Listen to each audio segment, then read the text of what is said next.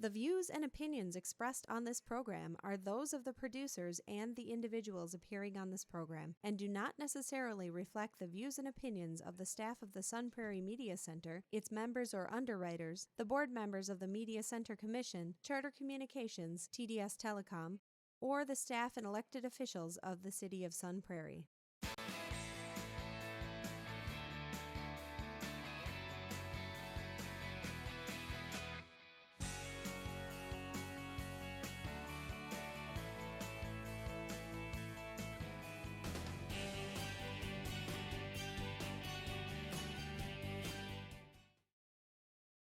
And welcome to Real Reviews. My name is Jameson Rabbit, and the man seated next to me is the guy who's bringing back the moonwalk. His name is Mike Roth. The trick is you actually got to be on the moon. Oh, I'd heard that the previous owner of the moonwalk, well, we don't like to talk about that guy anymore. Yeah.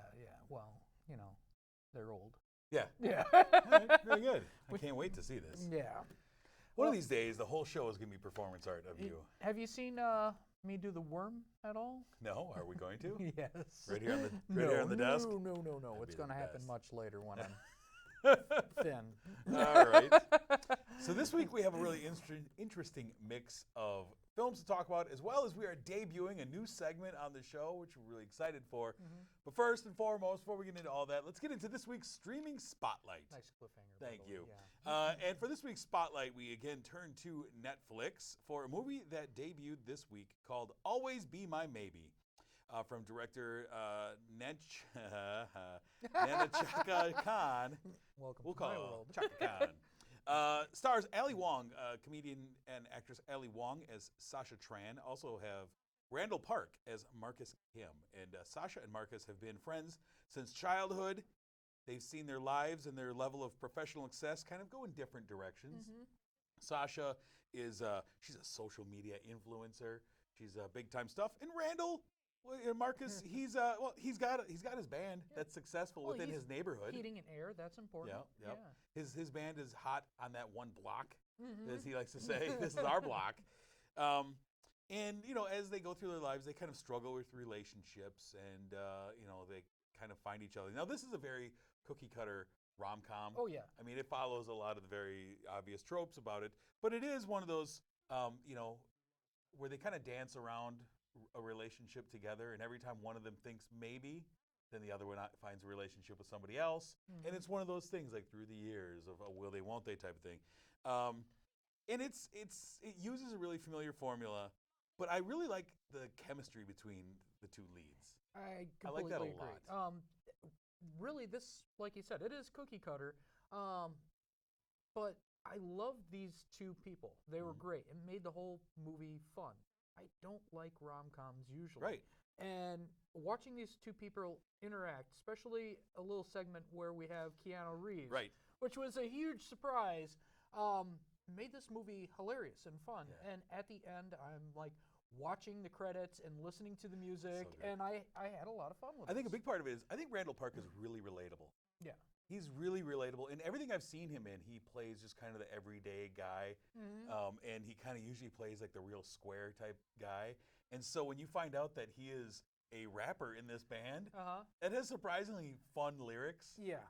It's really fun. And this movie kind of reminds me of The Big Sick from a couple of years ago, in that was also kind of a rom-com, a romance movie that had more tragedy in it, but it also used culture as a big part of telling their story. And this one deals a lot about the culture that they bring and the old country style of things versus their generation of things. And that it kind of resonated with me on that. Big Sick was definitely a grade above in originality. It is, and, but just the fact of using, the parents and the acceptance of what this new culture that you have done. Why don't you just be traditional like us? Yeah. I like that. And now you mentioned Keanu shows up. Playing himself, Keanu Reeves. He shot this on an off day from John Wick, and he comes in wearing his John Wick uniform. And I love that he was very willing, very game to play he portrayed himself as a self-centered jerk. Yeah. He really portrayed himself as a narcissist. Oh, and also he was uber into just being extra what people would think Keanu because Reeves it is would be. a shade of him. Yeah. Of like he's very in touch with the universe. Only in this movie it's cranked up to 11. Yeah, definitely. But I like that he's willing to realize that like yes, this is people make fun of me for this. So let me just make it even more over the top.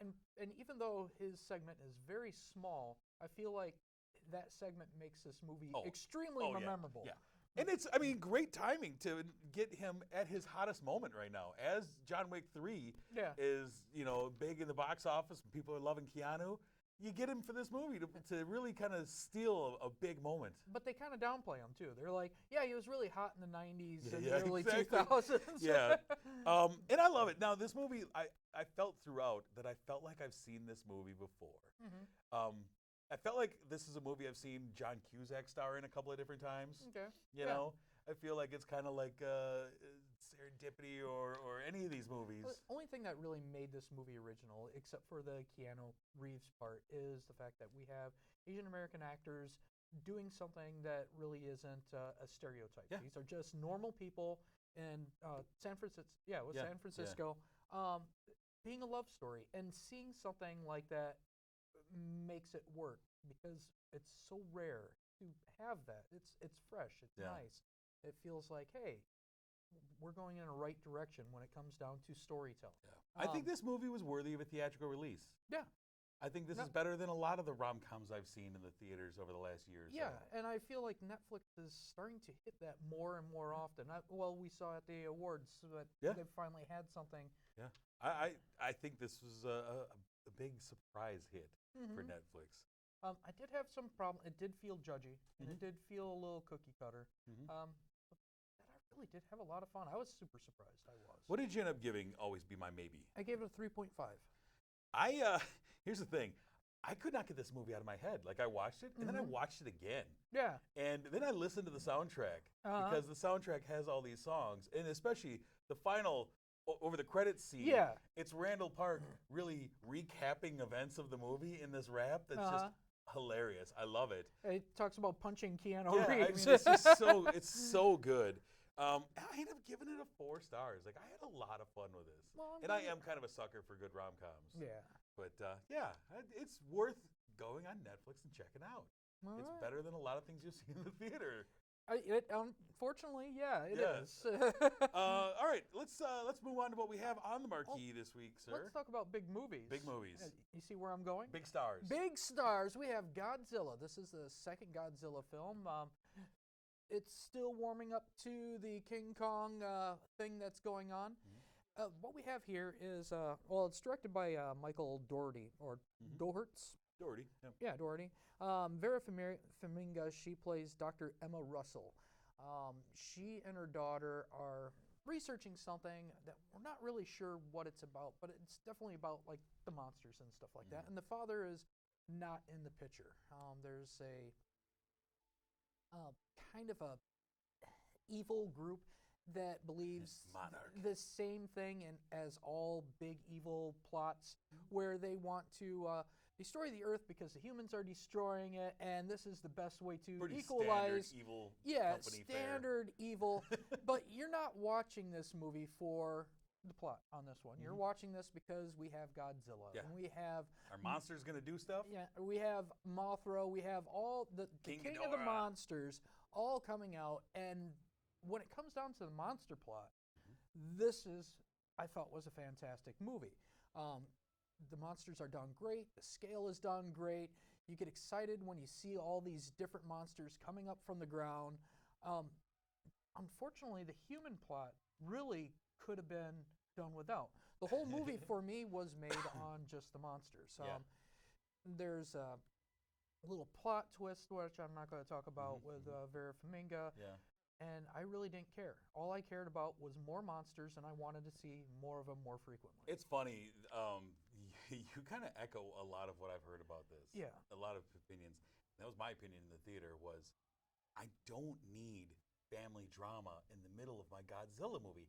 And this is, you're dealing with Vera Farmiga and Kyle Chandler's characters and their divorce. Yeah. And then like the custody battle over Millie Bobby Brown, their daughter. Yeah. And suddenly Kramer versus Kramer breaks out in the middle of my monster movie, and I don't need that. And this movie is 2 hours and 12 minutes long.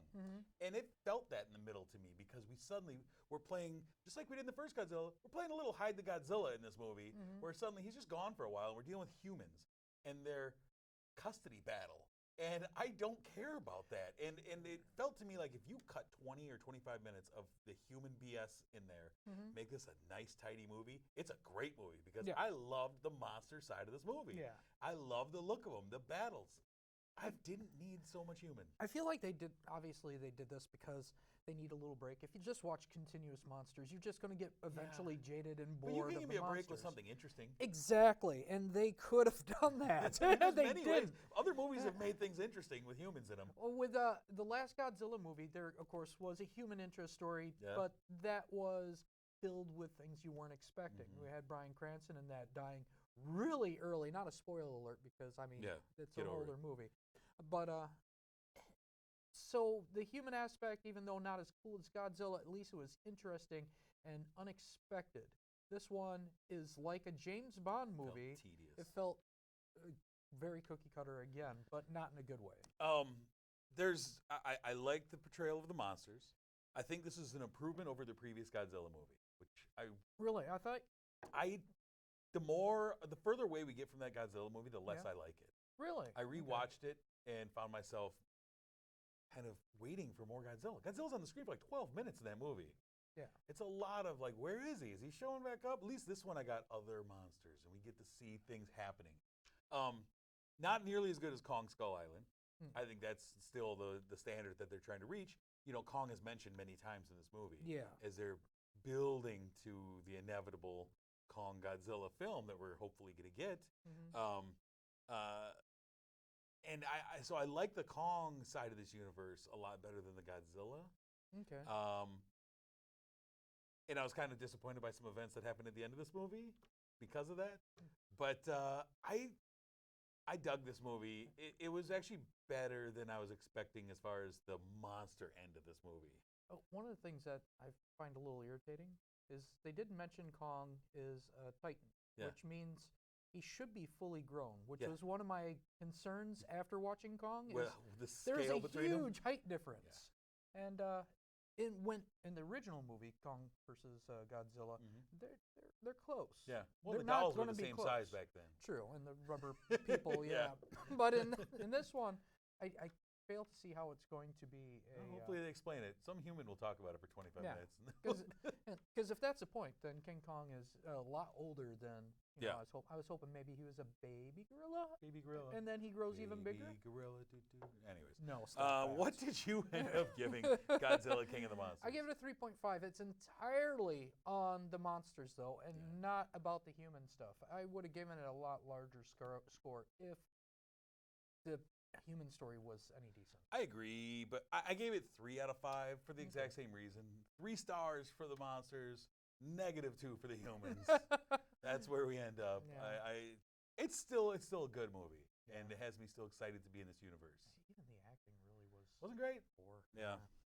The next movie we have on the marquee is it's this year's rock biopic, coming off of the heels of the big monster movie of Bohemian Rhapsody, which was sweeping awards.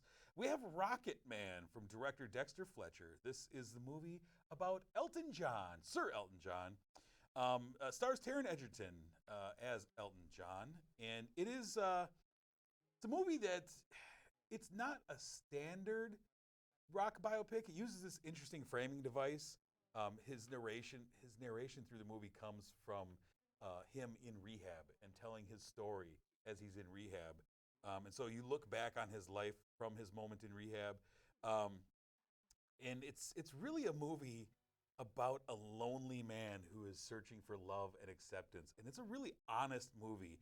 And Elton John, produced this. He had a heavy hand in this. Oh, nice. And he's very honest about his problems, and most of his problems were self-caused, and his eccentrics, and just all the things, and all of his vices, the the booze, the drugs, the sex, the spending, everything was his vice. It's a movie about a guy who never quite knew who he was. He changed his name. He just stole the name of a buddy of his, and he never quite accepted who he was. It's also very much a love story to his relationship with his longtime collaborator Bernie Taupin, who in this movie is played by Jamie Bell.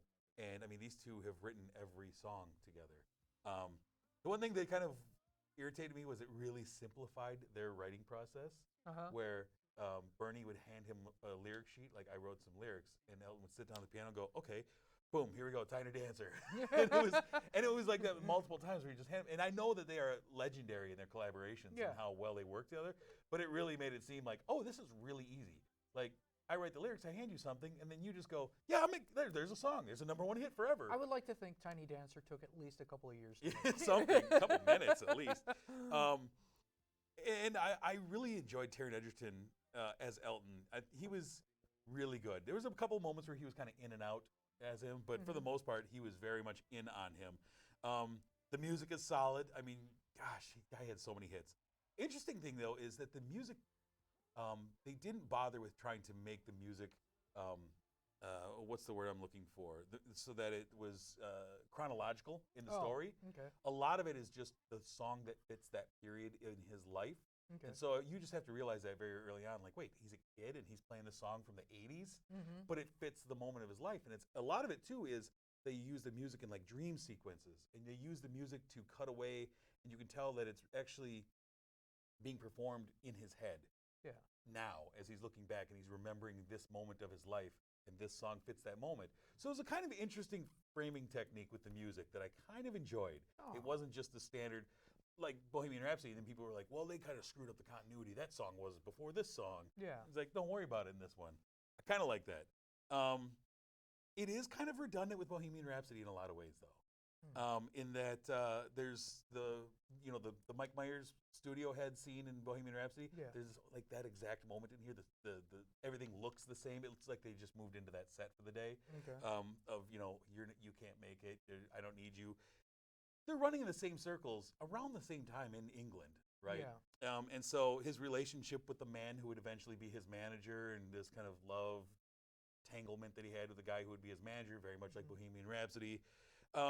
Living a closeted lifestyle at the same time, and you even have like characters that are in both movies. They both had the same manager at different times in their careers, so that same character is in this movie as well as Bohemian Rhapsody. And that's one of the reasons why I wasn't too excited to see this, is because it felt like it was being pushed out because Bohemian Rhapsody was pushed out. Well, here's the thing. It's made by the same director. Oh, well. So Dexter Fletcher actually came on when Bryan Singer left Bohemian Rhapsody. And Dexter Fletcher is the guy who carried it the rest of the way through and did all the finishing touches on Bohemian Rhapsody and put it together after Bryan Singer shot most of it. And so it has his touch. And his touch is very much felt in this movie, too. Okay. It feels very similar. And a lot of it is just because, subject matter is very similar. Yeah. And he and Freddie were eccentric guys at the same time, running in the same circles. Yeah. And so you're going to have some crossover in there. But it was a really enjoyable film. I had fun with it. And I went home and I'm listening to music, and I got my son listening to Elton John, and, it was good. Growing up, I'd say Elton John was one of the top 5 records that were played, Fleetwood Mac being another one of them. Sure. I absolutely love Elton John. I went to see him in concert once when he was a little bit too old. Yeah. And I felt pretty disappointed. And he's retired now. That's why this movie is out, is because now he's done touring. And I like that he helped produce this because, I mean, why wait until you're dead before someone makes your story? Yeah, tell your story. Don't let someone else. Yeah, so I ended up giving Rocketman 3.5 out of 5 stars. Nice. Enjoyable. Yeah. Yeah. The last movie on the marquee, sir, what do you have? A horror movie. We have Octavia Spencer doing a horror movie, which I thought was pretty darn interesting. We're talking about Ma, directed by Tate Taylor. We have a story of... we have a woman who... we have a bunch of kids. Yeah. And, of course, like teenagers, they're out partying, trying to get away from the parents and the authorities. They need some liquor. Yeah, somebody's got to procure the booze. Exactly. So they wait outside of a liquor store, and Octavia Spencer shows up. And she does them a solid, and he's like, okay, here's the liquor, but don't tell anybody. But we don't know that Ma is a little crazy. Yeah. And She's a little lonely. she's a little lonely. She has some trauma from her past. Yeah. And you see this trauma unfold throughout the movie in little bits. At first, it doesn't seem like it's much. It seems like it's a little bit. And then, like in a lot of horror movies, the villain is fully unfolded by the end. And you get to understand where their head is at, which is way off in left field in this case. The kids come over to her house because she didn't want them going to someplace that's unsafe, and find slowly that becomes kind of a weird revenge story with an extra little story in it that really didn't go anywhere. Yeah. But I mean, it just kind of there's a reveal that you're like, whoa, where's this gonna go? Nowhere. Absolutely nowhere. And that little segment I thought was disappointing, but I do love Olivia Spencer. She is one of our best. That's the strength of the movie is that she, as Ma, takes what is kind of a pretty Like, I feel like I saw this movie earlier this year when I saw Greta. Yeah. It feels very similar to that in a lot of ways, but she brings this gravitas to this role. In some moments, get really over the top, kind of almost comical in moments. Like this is way over the top. And the kids are just kind of random kids. Although I do like the girl that played Maggie, Diana Silvers. We just saw her in Booksmart last week. Yeah. And I liked her as kind of the lead in this one. There's some good tension in here as it really starts to build. I just wish that there was, I don't know, there was something missing in here. I couldn't quite put my finger on it. A big part of it was that storyline that was revealed late. I thought this could be something interesting. Completely just disregarded. I found a lot of holes in that too, but you know, it doesn't matter. Also, you have Luke Evans in this movie as one of the dads. Yeah. Bringing with him his garbage American accent that he brings with him everywhere. This guy's supposed to be born and raised, and he's like, "Hi, well, I'm from Kansas." No, you're not. Stop this. Just tell us where you are. Yeah. I like normally when you have these horror movies and you have like the cast of teenagers are mostly nameless, faceless actors. I kind of find that helps a lot. Yeah. But they all just kind of blended in. They all felt two-dimensional to me. That was the big issue, is that none of them were given, outside of Maggie, none of them were really given anything else. It's just like, and you're the guy who's dating that girl. And there was a couple of scenes where any normal, even a stupid high schooler, would have ran. Yeah. And they stuck around. I get it's hard to find a place to drink, but it's not worth your life. Right. Really. Right. What did you end up giving Ma? I gave it a 3. I thought it was okay horror movie. I do love Olivia Spencer a lot. I wouldn't say I'm going to remember it. I'm with you. 3 stars. I'm in agreement with you. It's okay. Want to talk about a movie that's been around for a while? So this week, starting off the summer season, here it is. It's June. It's hot out. Kids are getting out of school. There's a lot of fun. Oh, and nice. Yeah, how about that? One of my favorite genres in movies is camp movies. Going to summer camp. It's one of my favorite genres. So starting this summer, we are launching a series called Camp Throwback. We are covering summer camp films, and there's a bunch of them, good, bad, and otherwise. I still smell like campfire. Yeah? I've been camping a couple times already. It's great. And so for our first Camp Throwback movie, we went with 1979's Meatballs from director Ivan Reitman. This was really his directorial debut for a big movie. Also the starring debut of one Mr. Bill Murray. Yeah, that's crazy. Yeah. Because he always looks old. Yeah, look at that hairline. I mean, he's not an old man yet, but this is, I think, for my money, is kind of sets the standard for camp films. I think it's one of the first ones of its type that really set what a lot of camp films borrowed, and we'll be kind of seeing that as we go through this series. You got Camp North Star, which is the down on its luck camp, a bunch of misfits, versus Camp Mohawk. Oh, that's the rich kids. It's Rocky versus Drago. It's all these things. They have all the training and all the top-notch facilities. This movie is what starts all the cliches. It absolutely does. Yep. Yeah, I mean, this movie is borrowed from so many times. You have Chris Makepeace, who would really never be seen from again in here, as Rudy, the kind of the kid who really doesn't want to be there. But Bill Murray kind of does his Bill Murray magic on him. I love their moments together. it's where I fell in love with Bill Murray.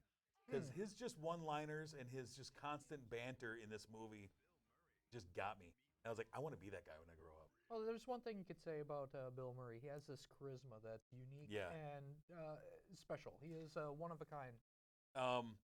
There's some, rewatching this movie, there's some very questionable sexual harassment moments in here. Oh, yeah. I mean... This is outdated. Yeah, there's politically outdated. There's some, in the Me Too movement years, that was kind of like, oh, he's really aggressive. But that's pretty much every B-rated comedy of this from time the 80s. period. Yeah, Absolutely. and this was an 80s movie, but I mean, it's close enough. It's what started it. Yeah, and I mean, there's a lot of great things. You know, the wacky hijinks, the camp counselors, you know, pulling pranks on people. I feel like this is where we first got the first Camp Olympics, right? This is where that a lot of movies borrowed. Like, we had to end the movie with a camp versus camp in an Olympic-style thing, you know? I really enjoy this movie a lot. This is a fun movie. Anything with Bill Murray. Most things with Bill Murray I'll agree with you on that. are as very special, unique, awesome movies. And this is not unique only because it's been copied so many times, but there's some praise. And it also has a theme song in here that I absolutely love. Every time I hear it, I get excited. Are you ready for the summer? Are you ready for a good time? I'm like, yeah, summer camp, let's do it. Put me in the cabin. I like that we start with this movie because, like you said, it's going to be a series, and we're probably going to be mentioning this quite a few times throughout. So we might as well start with this one. And then, because we're going to see it borrowed from throughout the summer. Yeah. So, you know, pack your bags, pack your sleeping bag, join us as we check out summer camp movies all summer long. And when you pack your bags, you don't come here. You stay home. Yeah, stay home. Yeah. Home camp, absolutely. We love you, but please don't. Yeah. You know what? And actually, we have some movies picked out, but I would love to get some interaction from the viewers. If there's a summer camp film that you definitely want us to talk about, we're very open with our series this summer. So if you have anything that you would like us to absolutely talk about, go on our Facebook page, Real Reviews TV, Real Reviews KSU and KSUN, and let us know. Yeah, Tell definitely. us, hey, man, you guys got to cover this one. There's only one that I will not change. We are going to be reviewing Wet Hot American Summer. I mean, that's kind of like the bookend, I feel like, with this. But we have to. Yeah, for sure, for many reasons. So that is our throwback movie this week, Meatballs. Let's take a look ahead at what is coming out the weekend of June 14th. Sir, we have 4 films. First one, Men in Black International. We get Thor and we get Valkyrie now as agents. I'm looking forward to this. It's They been know a each long other. time, and I'm looking for a fresh new spin on Come it. down from Asgard, and now they're special agents. That's the best way to do it. I love it. We also have Shaft. I never thought they were making another Shaft movie, but here we are. We got Samuel L. Jackson returning with Richard Roundtree. Yeah, they shouldn't make another Shaft movie. But anywho, we Fair got enough. one. So We also have American Woman, and here's the one that I'm very excited for. It is in limited release. Speaking of Bill Murray and Adam Driver, The Dead Don't Die movie with them playing cops and zombies, and just it looks great. And still my favorite line of the year when Adam Driver says "ghouls."